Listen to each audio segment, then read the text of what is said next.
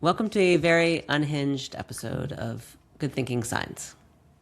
I would call it a very generous episode, but we can call it unhinged. I mean, we were getting it together. We were little practice at the beginning. I mean, the only thing we need to say is generosity over generative. Like that Yes, sums it. that was the theme. That there were five sides in here, and if you want to sum them all up into one go, that was the theme. So let us know what you thought.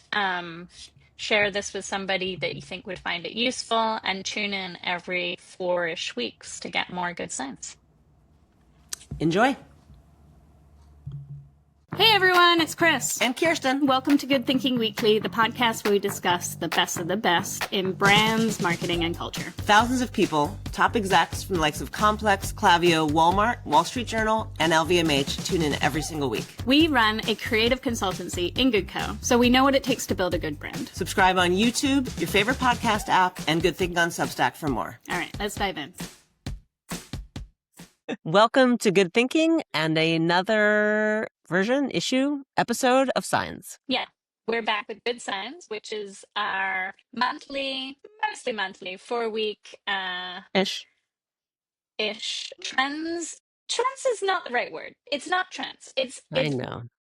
what's bubbling up over the last 4 weeks. And I try to keep it, it's spring break, it's Easter vacation. I try to keep this one light. So, not too many I'm here for heavy light. topics. And maybe not trends, but they're patterns, they're signs, and maybe they're going to become trends, as they often have. For sure. Just saying. And many of them already are trends, if we're being honest. But I think trying to look at them as like, here's the things that are happening and let's talk about them. So we'll get into the Right. first one. And as always, we workshop the names of these live on this podcast. So you We get to sure do. enjoy that naming process as we go. I'm also coming And to you if from you a have a better dungeon. name for any of it, like, share away. Share away. If you have any feedback on the lack of environmental background that I have going on this week, please share. Actually, don't share. All right. So the first one I I'm thought I might have to calling call the this authorities. social production. Clearly, Got it. a spring break Got it. brain is firing on It's all real. cylinders. But this is about how we're really, I think, social network obviously was like a big thing, 10 years ago, still a big thing. It still exists. Instagram's still here. But where we're starting to see investment and people starting to build is actually around the physical gathering of places. And we've seen that with Partiful and other things, but people are putting more and more effort into creating infrastructure where to gather people in real life, right? Yes, that So is the happening. examples I have are Rodeo, which was founded by an ex-Hinge person around kind of wrangling plans, which I so desperately needed. And we talked about building on Claude Code while we were at South by. Of like, how do Yes. you wrangle plans when you're in person? If somebody actually figures this out, or if we build it, I'll let you know. But that feels like a major unlock for everybody of like, you're somewhere, how do we make this somewhere thing a little bit easier? Because the texting, the WhatsApping, the Lumas, the particles, they're not delivering on that front. No, and we Coordinating wanted to plans. figure out our schedule and what we were doing because it was a lot of different calendars and they send the invites. Sometimes it's all day. It's really like a complete clusterfuck that somebody needs to figure out. But then also coordinating with everybody else's plans. And that was real. Like that was a challenge across the board. But I will say, speaking of names, like well done for Rodeo. Yes, Rodeo is a good one. And we're going to have Nina on soon on the podcast to talk about naming. So we could Yes. add that to the Yes. Our naming. actually good Yes. names that are coming out. We also have Yeah. Posh. Speaking of not good names, in my opinion, this Right. is not a good name. Yes. No. Is everything called Posh? I mean, it's a little bit like what's the other one that everybody's naming? It went out with the Spice Girl. That That was it, Posh, and then it should have been was it. retired That's the in the one next. time use of posh. That's the one time use of posh. And you're British. Like, it's not a thing. No. And it doesn't really make any sense. But what I do like about what they're doing and what they've raised a bunch of money to do is allow content creators to monetize their ability to bring people together. Currently on Substack, like in us too, right? Like we're doing these events. We had that fiasco on Partiful where it's like, yes, you can pay for events, but then you can't make it invite only. Like no one has figured this out. Creators are constantly, Emily Rachel, Casey, they're all doing it. They're all bringing these amazing Yeah. people together.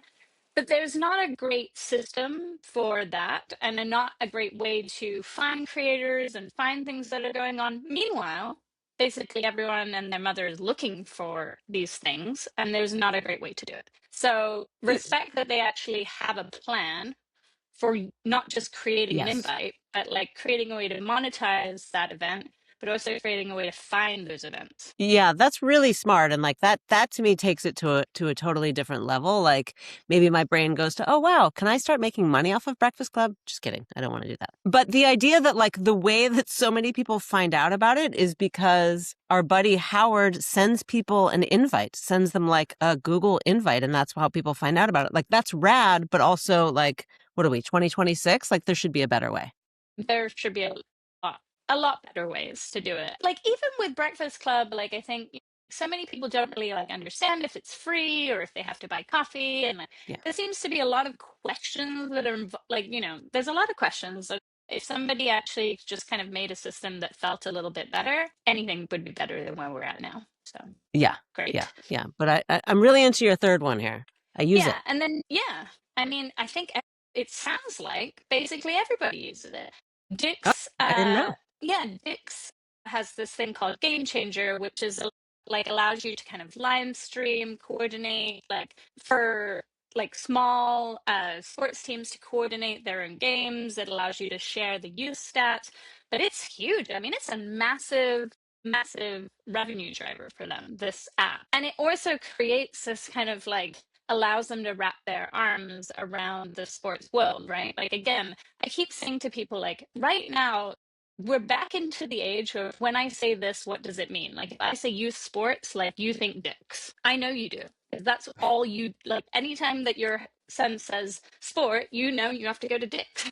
Like that's Yeah, like it's true. it's like that's where you go, and you don't think Amazon because it's not actually the way Yeah. that that works, because he wants to try it out and he wants to do, and they've created the infrastructure from kind of the trial all the way through to the playing, and so you have a constant experience of them as a brand, and so they've become synonymous with youth sports. Yes, I will say, yes, that is 1000% true. I will say, I think for Game Changer, there is an huge opportunity for them to do way more. Like, I didn't even know that they were part of it. Probably like there's advertising on the thing, but I use Game Changer just to find out when Hudson's baseball practices and games and whatever are and what field and all of the things. And his is like pretty simple, but I can imagine having it much more complex is going to be more challenging. But there's like zero integration from my experience from Dick's. And I The think there's brand. a lot of opportunity, just as you're saying, like I use it for all of his stuff. Like that's where he wants to go and try and get the latest, whatever the hell it is. They could really, really be doing things. But I think it's that balance, right, of any app is like, how do you show up as the brand and really like this is an opportunity just to support and just to like be there versus like pushing in too heavily and then it makes me go, oh, super cringe. I don't want to use Game Changer. I think that, I mean, I'm not exactly in on how they monetize, but I imagine that they monetize more by youth sports, like having a membership to it, right? So it's like they don't need to monetize off of you as an individual, which I think is a smart move, because then you're like come to associate them as like kind of like milking everything. Yeah, totally. You don't want that feeling, which actually relates to another sign that we have in the bottom. So we'll talk about that. Look at this. Seamless integration here. Seamless integration in front of your eyes. That's what's happening. Yeah, because we never talk about these before we if you didn't realize. But the pendulum swing is interesting because like obviously you can build for coordination, like build an app, build a this, or you could just build, like physically build for experiences and Yeah. gathering. And we have Swig, which is a, kind of a, it's not a juice bar. That's obviously dating myself. It's a like a drinks, I'm here you for it. know, like the kids, like it's like Cheetos on top of it The and kids. juice and milk and like all the things that give you indigestion all in one jug Whew. kind of thing. Okay. Yeah.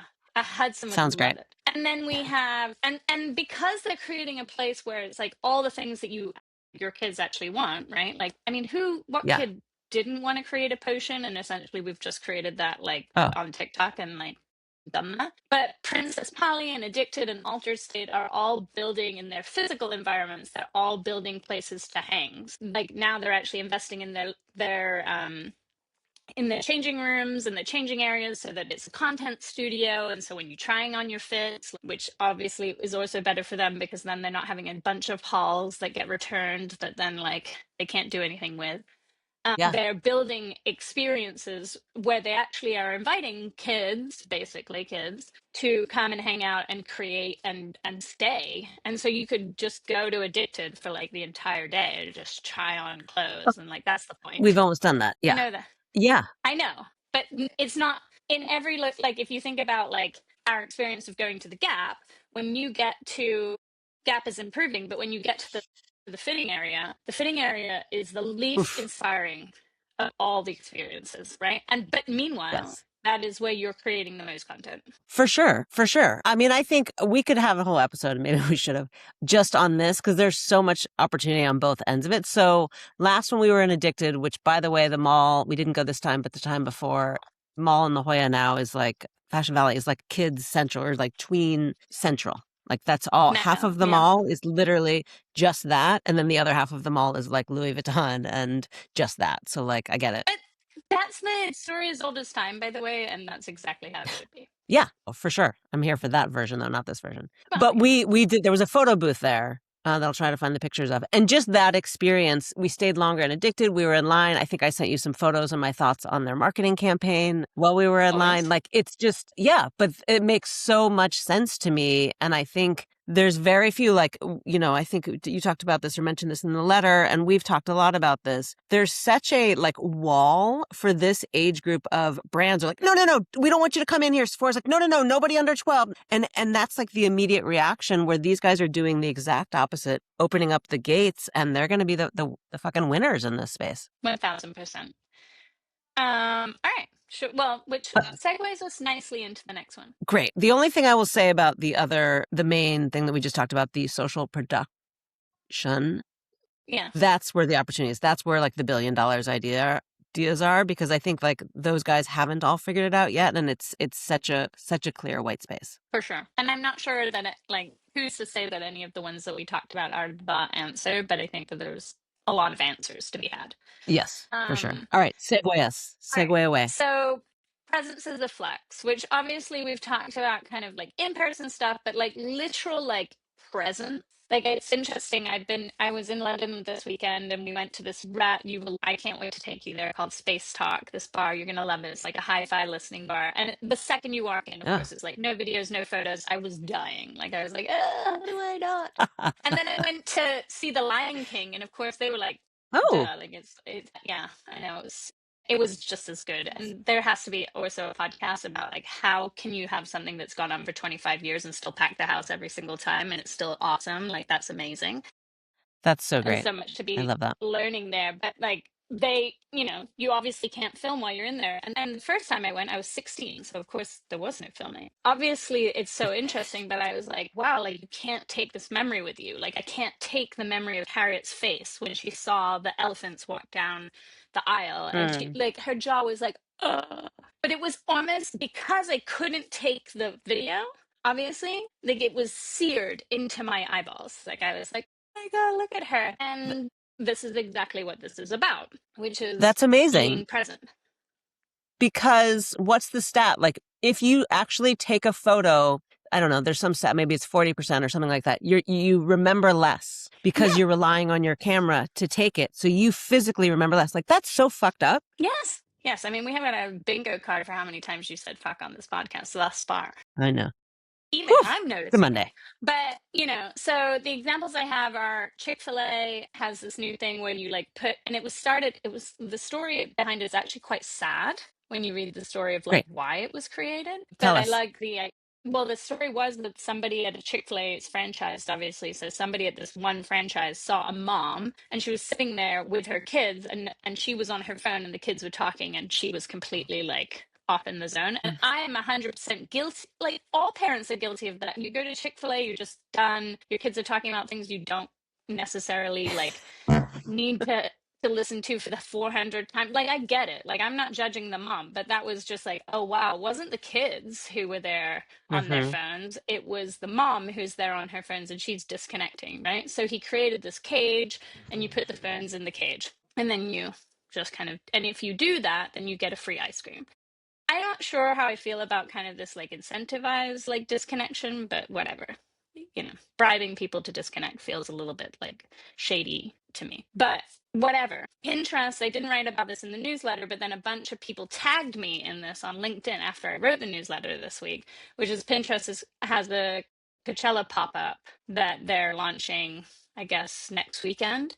And it will be phone free deliberately to kind of encourage presence while you're there and uh, kind of actually connect and see the music and listen to the music and be with your friends. That's interesting that Pinterest is doing that, obviously, because they're an app, which is the interesting play. But I will say, like, my memory just goes to in Cannes, their experience. And it wasn't like get off your phones, but it was a true experience. And they really know how to lean into that. And what I think was nice and what I assume was going to be at Coachella, though we should go and find out, is that it's actually an experience that brings to life the things that you do at Yeah, Pinterest, the things that Pinterest is about. I think it will be And that. that feels really good to me. I think somebody told me I unsurprisingly have some friends at Pinterest now because of the newsletter. And You so they sure do. told You me got a ton of buddies. I got some buddies. But they were telling me when I chatted with them recently that they're kind of talking about how they often are talked about by Gen Z as like a kind of a healthy social space. And I'm not sure that I think of them as a social app like myself. Like I don't share necessarily with my friends my boards and that I use it much more in an insular way. But they were saying, and I think this resonates kind of with what I know about Sailor, is that like they will like kids will create boards and share them with their friends, and that it feels a little bit more of a healthy way to spend time online than like TikTok and just consuming. Yeah, it's not as much. I don't think Sailor's experience is as much sharing them, to your point, but it's the one app that she can do, that she's allowed to do. And she will say, like, for example, we were at my mom's over spring break and she was like, she knew that they had an hour a day. She knew that she had no more phone time, but she was like, can I just look at Pinterest because I have an image on there that she was creating some type of art from it. And so she does have that association. And I have that association that it is this less hectic, less in your face, more about kind of maybe giving you inspiration to do something versus the doing for you. Exactly. Versus generative. Well said. That's the word. Yeah, it's interesting. Like I'm not sure I get the social aspect either, and maybe there's some research to that I don't know about. I mean, But we for share sure, some boards. You and I have some boards pass yeah, to and fro. but it's more like collaborative and less like a social. I don't think of it as social, Yes, but it is helpful. I mean, I use it every day.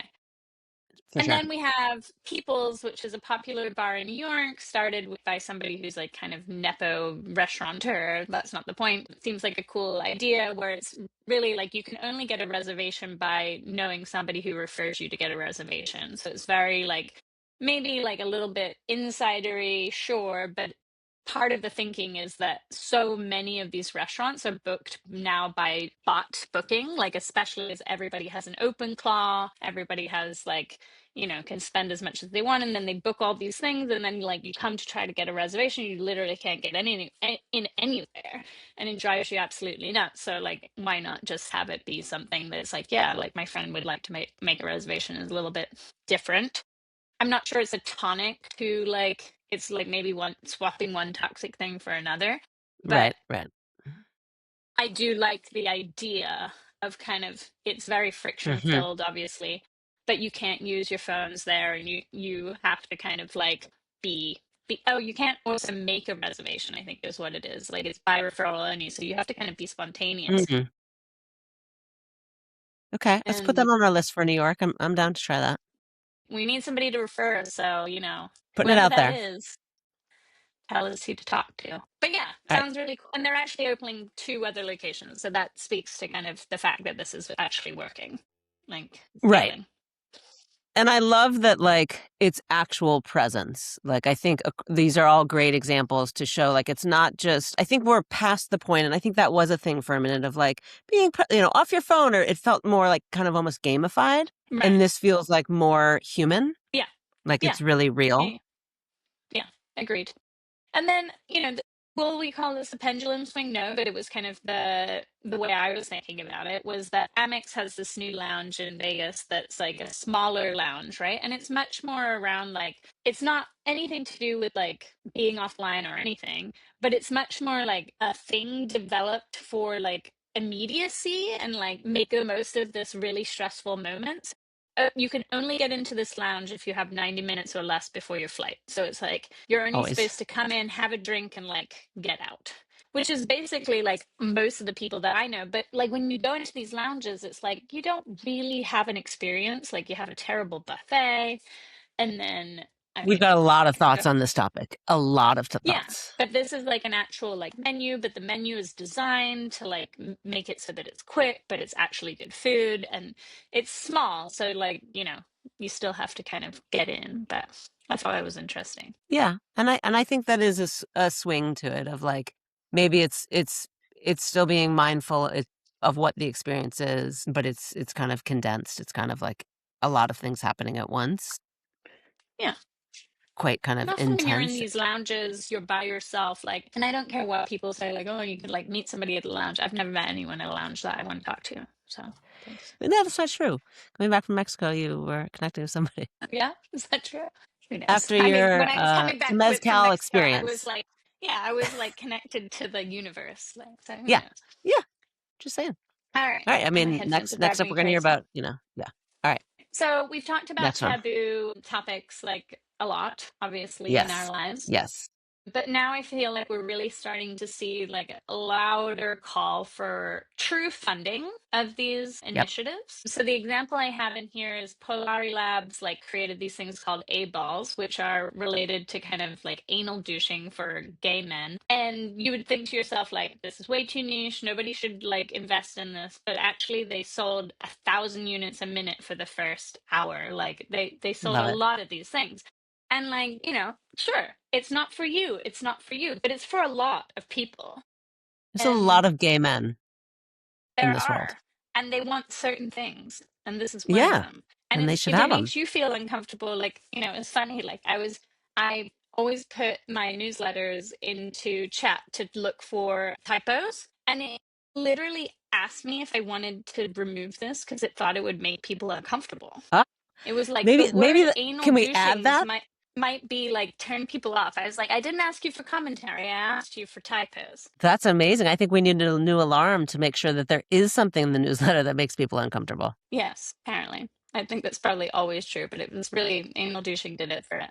Wow, I love it. And then we Here for it. have this all like female founded group out of Argentina that is starting to grow lab grown psilocybin in order to bring down the cost of psilocybin for particularly for depression. So like there's so many forms of drug resistant depression is like a big thing, like or non-responsive to like traditional drugs and Pharmaceuticals. actually yeah, pharmaceutical drugs. Pharmaceuticals. Yeah. In Australia it's like completely legal to like prescribe Psilocybin is legal. psilocybin. Yeah. Amazing. That this is coming up in Germany, it's coming up in the Netherlands. Like there's lots of countries that are looking into legalizing it. They might not be quite where Australia is, but we're not far behind. And she's saying like, hey, like if actually you do really want to make this legal, like we would have to create a different way of growing this. Like this isn't really sustainable. We can't actually treat people this way because you can't produce it in a lab the same way that you would grow it. So she's kind of tackling that. And I think that's really interesting. And she's That's starting to great. get I some love that. notoriety. And then Great. I have on here, I don't know if Lucille has funding or not, but I'm here to get her some funding if she does not have it. Yes. Or it's not her name. But so Lucille is a adult nutrition shake. Basically, like Ensure is like used by essentially like almost half the elderly population of the US, certainly. And it's certainly not like an inspiring or like anything to aspire to be drinking. No, But the brand Lucille is an is answer to definitely that. not. The branding is better. And what's so interesting is that one of my readers bought some Lucille after I wrote about it this week. Oh, Sent me, I know. Tony. And I then love it. he Yes, Tony. forwarded And what do you me, think? well, he sent it to a family member. He was like, I was super inspired by this. I sent it to a family member. I was very excited. But then what he sent me actually was this incredible automated email that she'd written about like the brand, and it was just so well done. And it was one of the best brand like emails from purchases that I have seen. I'm going to make a note about it Oh, and post it on Substack, but it was no, I really, love really this. excellent. And yeah, I think this girl's onto something. So give So, her I some mean, love. so cool. That's so, yeah, this is fascinating because this is a space we've been talking about for a long, long time. This may be Mhm.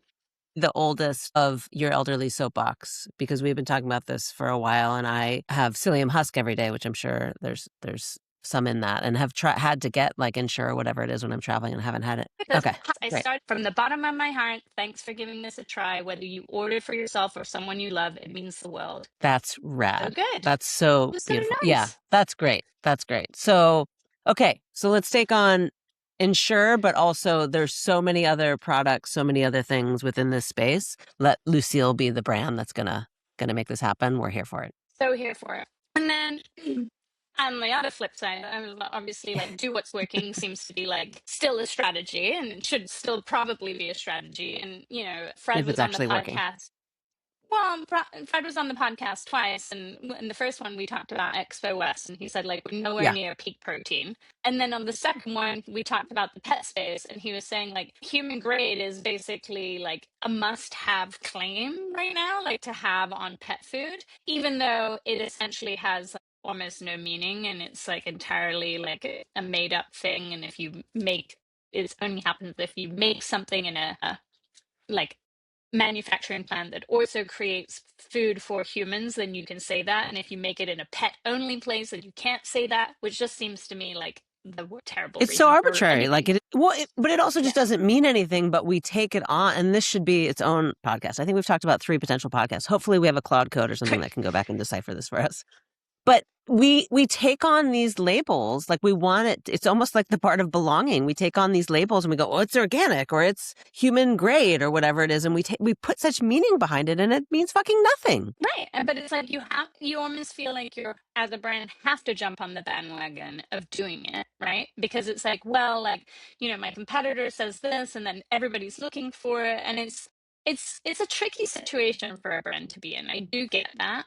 But when there's no education to the consumer around like what this actually means, it's super annoying. Like it's, you know, terrible. Yeah, I mean, the label thing is just a fascinating rabbit hole because then I'll get on my soapbox as far as like B Corp and B Labs and all of that, Yeah. and like that actually means something, but yet they have done nothing with the branding, the kind of community Right. within that. The whole thing there. Opportunity, All right. So opportunity. then, speaking of opportunities, we'll segue into the next one. So, training data is a brand decision. You know, obviously, we all have access to all these amazing AI products, or not amazing, depending on who you are. Um, but they're all trained on essentially just the entire internet and all the books you've read and all the people that you love, right? But mostly they're trained on Reddit, which is why there's Right. so much like Yikes. questionable thinking in terms of misogyny and all sorts of problems that kind of develop because much like anything, like the comment section of anything is only 2% of the world, but a very narrow like viewpoint on that thing, right? Like a Hmm. very like sort of tunnel vision. And one of the things that will become true and is becoming true is that people are realizing that, and you know, this isn't new news necessarily. Like people have trained their custom AI on their data, and like brands are doing this all the time, but how you're doing it in order to make something better for your customer or your client is something that I think is, you know, like McKinsey's like, oh yeah, we trained it on all of our like white papers. And it's like, that's not special. I can buy your white papers. To take the effort to do something that is, again, like more generous and generative, right? So Sarah is very aware that a lot of women's health data is questionable. Like how many women were actually involved in this women's health data? Very few. Or the fact that it's like, yeah, like this is talking about women, but when you actually look into it, it's like it's a survey from the 1950s that's based on men, and then we just translated it to the female population and just, Right. you know, transferred the weights and like, you know, did some shady marketing. And so they are going through with a doctor and sort of finding the best and most rigorous information on women's health, and then training an AI on that for people to actually query so that they can know that they're getting the latest and greatest of things. I think about Dr. Marie Claire, and she talked about how when she wrote her menopause book, she had all these data points to pull from, even though it doesn't seem like there's a lot. There was a lot. And then Hmm. when she wrote the perimenopause book, there was literally one Right. thing that she could pull from.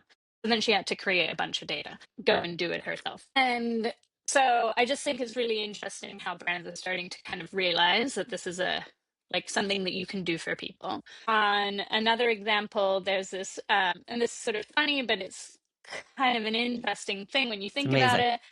it. It's called Pharmacy, and they created like these kind of psychotropic, like you can put your AI, like it's like a plugin that you can put your Claude or your OpenAI on psilocybin or on LSD or on, and they've taken all this data of like how people respond when they're on these drugs and the things that they think about and the sort of expansiveness or the contraction that they experience, and then it gives it to the AI in order to create answers for you so that when you ask it something, it's coming at it from that perspective. I love this. Funny, but also interesting. Very interesting. Very interesting. Just the perspective, what it unlocks, the idea of it. I know it's kind of all kind of in joking matter, but I think what it represents that it could unlock of just experimenting around with it. And I think it really helps people to understand it's only as good as the information we're feeding it. Yeah.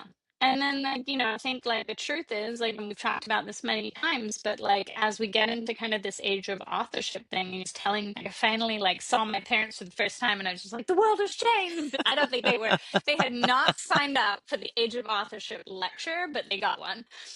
They were, like, both, like, Can't wait to hanging see. onto the edge of the table, like, oh, God, like, what is she going? But by the end of it, like, I think I convinced my dad to, like, download Claude Code. Oh, I bet. But I think the truth is that like if I can get two 70-year-olds who've never used really like ChatGPT, let alone like Claude Code, by the end of it, like a 45-minute lunch can convince them to download Claude Code so that they can build something. That's how easy it is. And when we start to look at kind of everyone building, I think it's like what you choose to build and what you choose to build with, what you feed it to when you're building will be so critical. Yes. Yes. So I think we need to step back. I think that we need to rename this more generous than generative, Mm, which is something that you said. And I think that's yeah. a huge, huge, huge move, opportunity, like across the board, certainly for AI, but for I think a lot of things moving forward. Like that's the place to come from. Well, you're gonna love the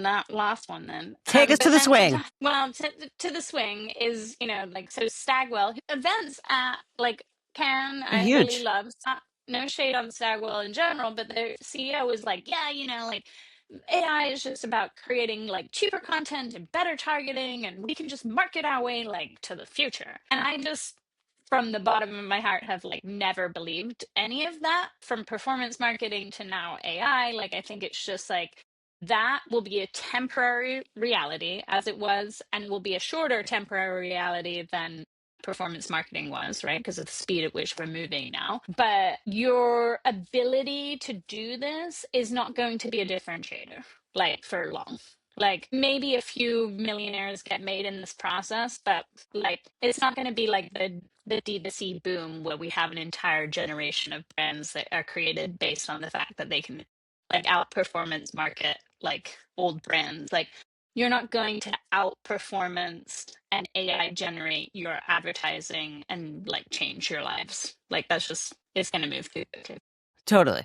No, I totally. And my brain went to the same place, not surprisingly, of performance marketing. And hopefully, I'd like to give the CEO benefit of the doubt that maybe he was just talking about like the execution of these things, because like it can make cheaper content, like signs, it can make better targeting who you're going after, but like the actual content that you're putting in front of everybody, like that really needs to be thoughtful and connected and human driven if it's going to be impactful, which again, I think what we've seen at Cannes and other places, it has been. So I hope Stagwell continues with that. But for sure, it went the same place for me, performance marketing, and which I think now we see in hindsight has actually moved brands away from brand. And so now I think everybody's going back and really having to build what they kind of lost or what they let chip away from a brand standpoint.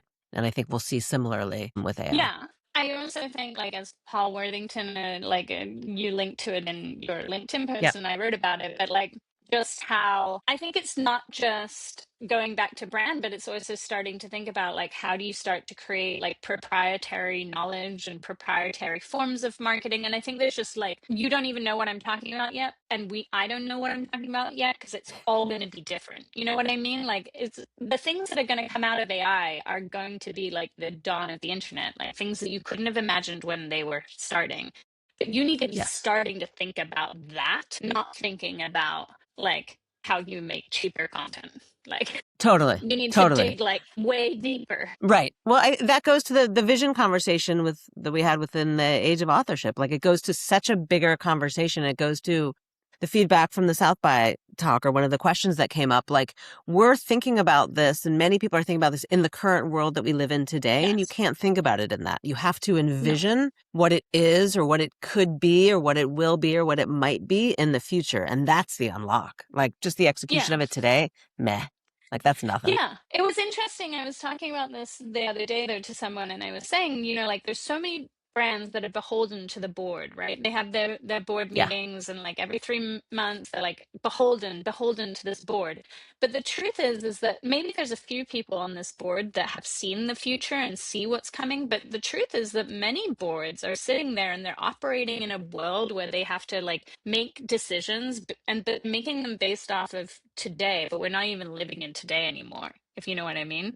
And I think that if you're So true. listening to this and you have a board, like, you need to go and spend some time not just upskilling your team, but you need to upskill your board, because you cannot get buy-in for the change that you need to create on a very systemic level in your business if your board is going to fight you because they are operating in the past and we can't operate in the past anymore.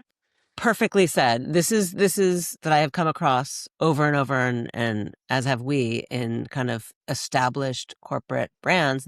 Not all of them, but certainly some of them, that are like, this is the way that we've always done it, so this is the way that we're going to continue to do things. Like, that is fucking blown up and gone. And I think what's interesting is, in the age of authorship and kind of where we've started to see it, it's like, it's in the employees. Like, people are getting fired left and right, and like losing their jobs, and getting, furloughed, and all of the things that we're seeing. But the reality is, the impact that really needs to happen is so much higher up, because Yeah. these are the people, the humans, the advisors, the board members, the CEOs, whatever it might be, that are actually advising and guiding that.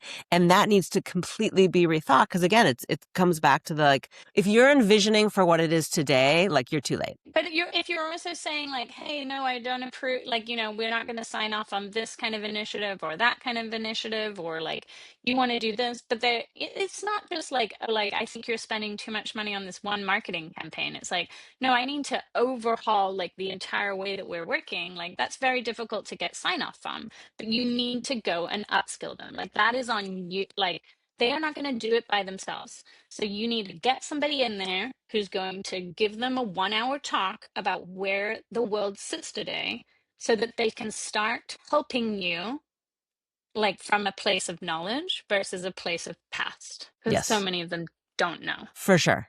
Yeah, I'm going to call it right now, but I think all companies are going to need a chief of fuck around and find out. Yeah, but they also just need somebody to come in and like give the 1 hour wake up, like, shake up call. Well, Like, we're here there we for go. it. I would love that. Let's Love do a it. little wake up, shake up call. All right. So then the next one, the last one, I'm calling the gift shop, which is obviously like, there's a lot of generous stuff going on in this newsletter, which may just be kind of the mood I'm in. I love it. Yeah.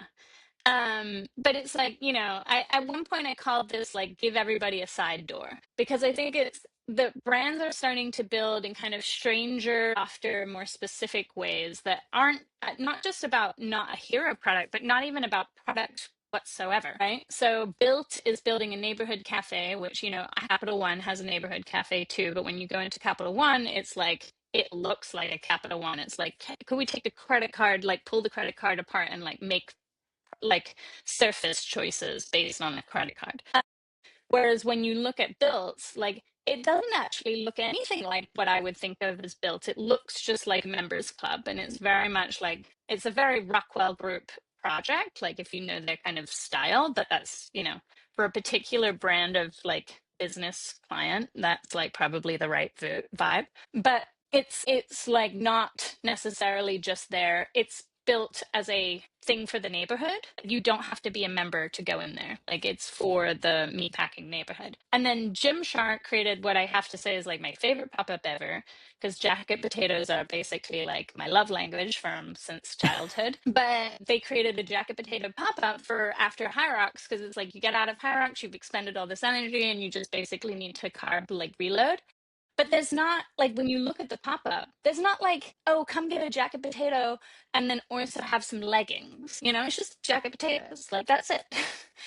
And it's not like here's the like selling portion of the activation. Just like, no, here's the activation. Like we thought about what you might need. And then Mm-hmm. Refi has this new like community hotline, and they're obviously doing like product development, but they're really like involving. Glossier kind of did this through like Reddit comments and like social listening, but these guys are actually like really asking for ideas and like involving people in the kind of creation process. So I thought that was fun and Yeah. generous. And then the pendulum swing, which I think is just how I've been feeling. I mean, first of all, like on a personal level, like April Fool's is like my nightmare when I'm writing about these newsletters, because it's like literally had to Google like so many times like to just confirm that what I was writing about was real, and I have to do that for weeks now, and it's very annoying. But somebody pointed out, and it's something that I've been feeling, but it was like words to my feelings, was like you're putting out all these ideas, and it's not just like these stupid collabs of like, oh, like, what if Crocs and this had a baby or whatever, like, because we do those all the time. But it's like, hey, like we created like this popcorn machine that instead of, like it integrates your Crunch Bar popcorn, and it would be like, oh, that's cool, like I really want that, like, and then it's like, oh no, like that's not Yeah. real. And Well, people because it's commenting like, I vulnerable. would like that. Right. But it's like, I would like that. And then they're just like, yeah, no, no, not for you. And I think it's kind of the opposite of giving a gift, right? Like it would be better if it was like, hey, we created this thing. And then it's like, the first 900 people get one at least. Right. Yeah. Yeah. There feels like there's a better way. It feels like there needs to be a new take on April Fools, like both in the world we're living in right now. Like I don't know that April Fools feels great. And is there a way to do it that actually feels more humorous when you're going to lean into the humor, or Well, more generous when you want to lean into the ideas? the example I gave in the newsletter that I did genuinely like was that Claude Code. So you know how like Claude Code, you can like, so if you want to do command or something, you would type like slash whatever. Like if you type slash BTW In the in the terminal, not in interrupt. the app.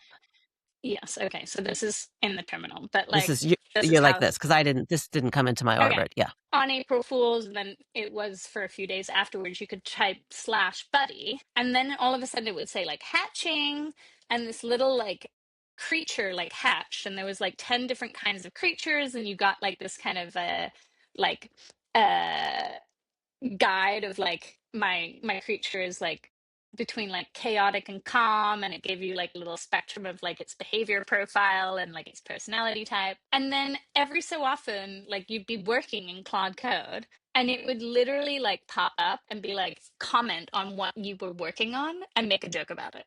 And it was hysterical. Like it would be like, oh, That's cute. like, so we live in Italy, and I couldn't find my dry cleaning, and so we had to call the dry cleaners.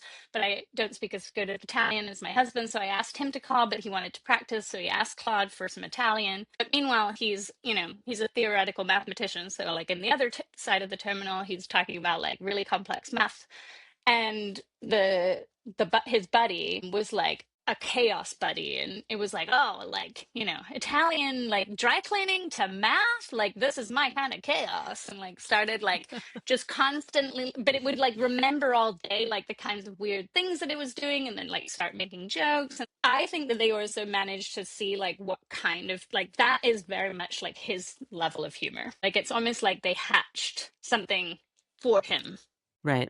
Like they knew which one of those 12 to hatch for him. Right. I mean, I think that's fascinating because I think it hits on a lot of the things that we talked about and where things are going, right? Like they It was additive. Yeah, just as we were talking about, like, it wasn't an idea that then pulled away. It was additive. It was connected, came on kind of, it seems like, in the right ways to, kind of and you could turn it off do if you didn't something. want it. Right. It felt human, right? Like it But he felt liked like it there was, enough or that he humane, kept- maybe he humane kept- is the better word. Yeah. But he kept it for like 5 days. Like he kept this thing. Like it was like a pet, like a Tamagotchi. Right. I love it. I mean, that's it for Dave to keep that. Like, that's rad. But again, like, it just shows there's more thought in that. And then I would say it's generous, and being additive is generous. It was generous. But there was thought into that. It wasn't just like, okay, hey, Claude, give me a practical April Fool's joke for something I'm already writing or something I'm already doing. It was like I mean, they a could have team of easily done people that something was like, what stupid. should we create? Like, I forgot where you put this thing, like it's very obvious, like what the terrible version of it would have been. But it felt like it was like, this is just a day for us to do something fun. Let us do something fun, additive, generous. And they did it well enough that you wanted to keep going, which is the opposite of how most people feel about April Fool's Day. Right. Or AI. Yeah. So, I mean, I think it's a perfect way to end this episode. Be more like that. Yeah. All right. That was it. That was signs. Let us know which sign you liked best or didn't like best, or which signs you think we should have written about but we didn't. And if we misquoted the Stagwell CEO and, are giving him a bad name, don't let him know. No, I'm teasing.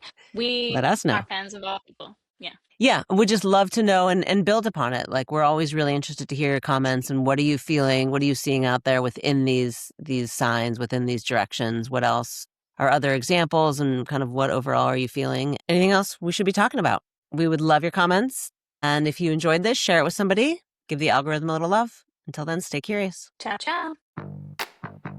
That was it for this episode of Good Thinking. Don't forget to tune in next week. If you found this valuable, subscribe on YouTube and your favorite podcast app. And don't forget to read on Substack for even more insights. And if you really liked it, drop us a heart. We'd love to hear from you. Ciao. Until next time.